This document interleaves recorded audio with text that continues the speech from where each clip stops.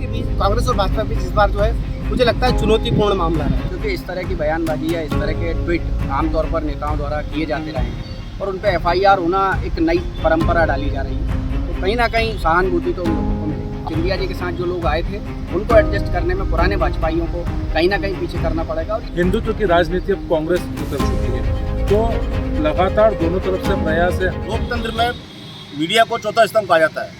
आज शाजापुर के चौथा स्तंभ से हम बात करेंगे और जानेंगे कि प्रदेश में किसकी हवा बह रही है और जो योजना है मध्य प्रदेश सरकार चला रही है उसका लाभ जनता को मिल रहा है या नहीं मिल रहा है। जनता सरकार से दुखी है या स्थानीय विधायक से, या लाडली बहना का कितना फर्क पड़ता है। सरकार की जो नीतियाँ हैं वो जन जन तक पहुँच रही नहीं पहुँच रही। हमारे शहर के युवा और वरिष्ठ पत्रकार हैं, उनसे हम चर्चा करेंगे।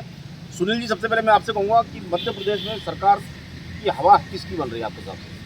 देखिए मनोज सर, पिछले एक साल से जब से विधानसभा चुनाव की शुरुआत आप कह सकते हैं कि दोनों ही दल लगातार विभिन्न योजनाओं के माध्यम से जो है जनता को अपनी तरफ प्रेरित कर रहे हैं, लेकिन लगातार हर योजना के बाद कुछ न कुछ बदलाव देखने को मिलता है। शिवराज की लाडली लक्ष्मी योजना गेम चेंजर के तौर पर देखी जा रही है। हालांकि कमलनाथ ने फिर एक नई योजना ले आए, साथ पे हिंदुत्व पे चर्चा हो रही है। तो अभी जो स्थिति चल रही है, चुनाव के आते आते मुझे लगता है परिस्थितियाँ तेज़ी से बढ़ेगी और जो एक तरफा सिनेरियो दिख रहा था कि कांग्रेस एक तरफा बढ़त की ओर दिख रही है, लेकिन पिछले कुछ समय से देखा जा रहा है कि भाजपा लगातार जिस तरीके से अमित शाह के दौरे हो रहे हैं, वरिष्ठ नेताओं के दौरे हो रहे हैं, भाजपा ने भी पूरी ताकत के साथ मध्य प्रदेश में अपनी लड़ाई शुरू कर दी है और कहीं ना कहीं इसका फ़र्क कांग्रेस को भी समझ में आ रहा है। तो कांग्रेस और भाजपा के बीच इस बार जो है मुझे लगता है चुनौतीपूर्ण मामला रहेगा। शाहजहाँपुर में स्थानीय विधायक से आक्रोश है कि शिवराज सिंह से आक्रोश है? देखिए मनोज जी, यहाँ पे सरकार की नाराज़गी तो हम देख ही नहीं सकते, क्योंकि सरकार जो काम कर रही है यहाँ पे हम देखते हैं। शाहजहाँपुर ज़िले की अगर हम बात करें, शाहजहाँपुर ज़िले में बहुत काम हो रहा है यहाँ पे। उसके बाद स्थानीय विधायक लगातार हम देख रहे हैं, लंबे समय से यहाँ पे स्थानीय विधायक जो कांग्रेस के हैं वो लंबे समय से यहाँ पे हैं, लेकिन यहाँ पे वो भारतीय जनता पार्टी के कार्यकर्ता तो उनसे नाराज़ है ही, लेकिन उनकी ही पार्टी को उनसे संतुष्ट नहीं हो पा रहे हैं। तो कहीं ना कहीं उनके प्रति नाराज़गी तो छलक रही है शाहजहाँपुर विधानसभा में, और कहीं ना कहीं इसका परिणाम भी इस वाले चुनाव में देखने को मिलेगा। सरकार के प्रति आक्रोश है जनता में क्या? नहीं, सरकार के प्रति आक्रोश इसलिए नहीं क्योंकि सरकार ने जो योजनाएं चलाई अभी, तो सरकार के प्रति आक्रोश तो दिखता नहीं यहाँ पे। सरकार की जन कल्याणकारी योजनाओं के साथ साथ जो सरकार ने काम किए, अभी लाडली बहना योजना का आपने बताया, लाडली बहना योजना को जो चली है, महिलाओं के बीच में अच्छी योजना आई है वो, तो कहीं ना कहीं महिलाओं के बीच में एक सरकार के प्रति एक सकारात्मक व्यवहार बना है। और हम देखते हैं कांग्रेस भी कहीं ना कहीं इन्हीं योजनाओं के माध्यम से जनता को प्रेरित करने का काम कर रही है, लेकिन कांग्रेस उसमें पूरी हो नहीं पा रही है। आपको क्या लगता है अभी जो FIR हुई कमलनाथ को और प्रियंका गांधी पे, इसका कांग्रेस को फायदा मिलेगा कि कांग्रेस को नुकसान होगा चुनाव? मेरी नज़र में कांग्रेस को फ़ायदा मिलेगा, क्योंकि इस तरह की बयानबाजी या इस तरह के ट्वीट आमतौर पर नेताओं द्वारा किए जाते रहे हैं और उन पर FIR होना एक नई परंपरा डाली जा रही है। तो कहीं ना कहीं सहानुभूति तो उन लोगों को मिलेगी। आपको क्या लगता है कि मध्य प्रदेश में परिवर्तन की संभावना है 2023 के चुनाव में? इसको स्पष्ट तो नहीं कहा जा सकता, लेकिन यह जरूर है कि इस बार पिछले चुनाव की तुलना में मजबूत मुकाबला है। कांग्रेस इस बार पिछली बार की तुलना में मजबूत दिखाई दे रही है। सिंधिया फैक्टर भाजपा के लिए जितना फ़ायदेमंद है उतना कहीं ना कहीं मैं मानता हूँ कि नुकसान भी देगा, क्योंकि सिंधिया जी के साथ जो लोग आए थे उनको एडजस्ट करने में पुराने भाजपाइयों को कहीं ना कहीं पीछे करना पड़ेगा और ये एक चैलेंज साबित है। मध्य प्रदेश में सरकार, चूँकि ये 2023 का चुनाव है और बहुत टिपिकल चुनाव है, कांग्रेस भी दावा कर रही है हमारी सरकार बनेगी, भाजपा कह रही है हम वापस लौटेंगे। आप चूँकि पत्रकार हैं, आपको क्या लगता है कि इस बार क्या स्थिति रहेगी? देखिए, अभी सरकार किसकी बनेगी है मनोज जी, बहुत ज़्यादा जल्दी हो जाएगा, लेकिन ये ज़रूर है कि भारतीय जनता पार्टी और कांग्रेस और दोनों ही सरकारें जनता को अपनी तरफ खींचने का काम कर रही है। हाल ही में शिवराज सरकार ने लाडली बहना योजना की शुरुआत की है। इसी के बदले कमलनाथ ने भी घोषणा की है कि अगर हम सरकार में आते तो 1500 रुपये देंगे। साथ ही साथ हिंदुत्व की राजनीति अब कांग्रेस उतर चुकी है, तो लगातार दोनों तरफ से प्रयास है। हालांकि जीत का ये ऊँट किस करवट बैठेगा, सरकार किसकी बनेगी, यह देखने वाली बात होगी, लेकिन दोनों ही दल अपने अपने प्रयास कर रहे हैं। विकास तो एक तरफ गया, राजनीति हो रही है धर्म पर। कांग्रेस में हिंदुत्व की जा रही है, भाजपा तो हिंदुत्व की बात करती है, तो आपको लगता है कि इससे विकास का मुद्दा गायब हो गया है?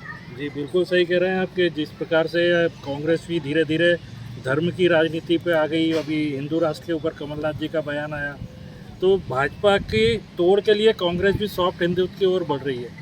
इसके कारण विकास के मुद्दे लगातार पीछे छूटते चले जा रहे हैं। बहुत सारे मुद्दे भाजपा के खिलाफ है, लेकिन कांग्रेस सड़क पर नहीं आ पा रही है और अभी भी कांग्रेस में उतनी ज़्यादा सक्रियता दिखाई नहीं दे रही कि वो भाजपा के मुकाबले खड़े भी रह पाए।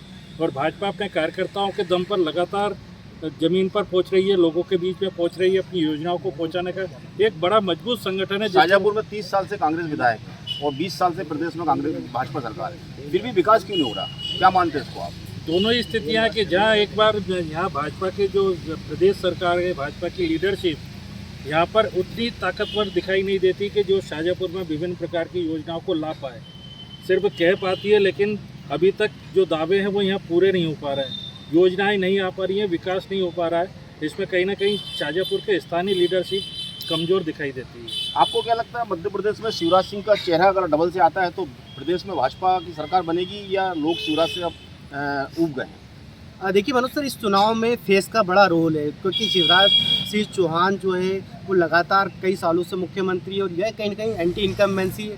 ये बात राजनीतिक विश्लेषक भी मानते हैं कि सीएम शिवराज सिंह चौहान एमपी में बीजेपी का पर्याय बन चुके हैं और पिछली सरकारें कहीं ना कहीं शिवराज सिंह चौहान अपने फेस के दम पर आए, लेकिन कहीं ना कहीं लगातार शिवराज सिंह के लंबे समय तक पद पर बने रहने के कारण इनकम्बेंसी साफ दिखाई दे रही है और इसीलिए भाजपा ने अपनी रणनीति में बदलाव करते हुए इस बार पार्टी को फ्रंट में खड़ा किया। जबकि पिछले चुनाव में शिवराज जो है फ्रंट फेस थे, लेकिन इस बार पार्टी ने एकजुट हो गया और सीधे अमित शाह ने कमान संभाली हुई पार्टी एकजुट होकर चुनाव लड़ रही है।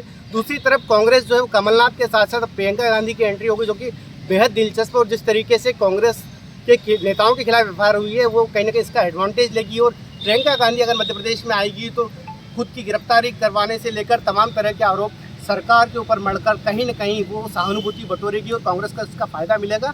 तो कहीं ना कहीं चेहरे की एंटी इनकम्बेंसी भी है और जिस तरीके की अटकलें हैं कि सीएम का फेस बदला जा सकता है, ये भी आने वाले समय में आपको देखने को मिल सकता है। ये थे शाजापुर के युवा पत्रकार जो जनता के बीच रहते हैं और जनता की बातों को समझते हैं। इनका विश्लेषण 100% तो नहीं, कम से कम 90 से ऊपर सही निकलता है।